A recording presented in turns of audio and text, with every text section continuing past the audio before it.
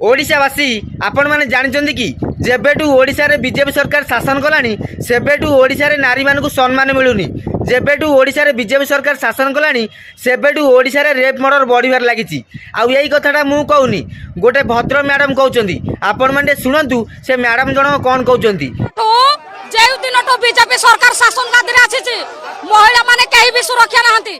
झियो माने rape होउचंदी 10 वर्षर झियो school रे जाके प्रसव करूछि। एइडा कोन सरकार गडुछंदी? एइडा कोन नारी मान को सुरक्षा दउछंदी? नारी मान को सुरक्षा दबार जदी सिखुछ ताले कांग्रेस टू सिख।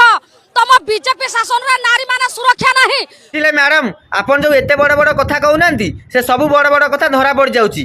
आपण कहया कथा होउची बीजेपी सरकार जेबेडू शासन कलानी सेबेडू नारी मान को सम्मान दिया जाउनी।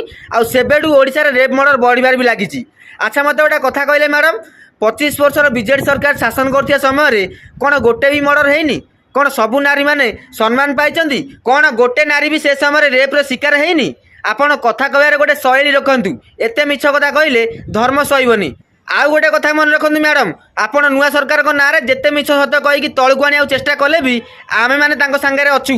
आउ सारा ओडिशावासी भी तांको संगे अछंती। आउ ओडिशावासी जानिचंती नुआ सरकार नारी मानकु सम्मान दउचंती कि नाही। आ ओडिशावासी आपण मतामत कौन निहती भाव में कमेंट रे जणाई जातु। रही जय जगन्नाथ जय श्रीराम।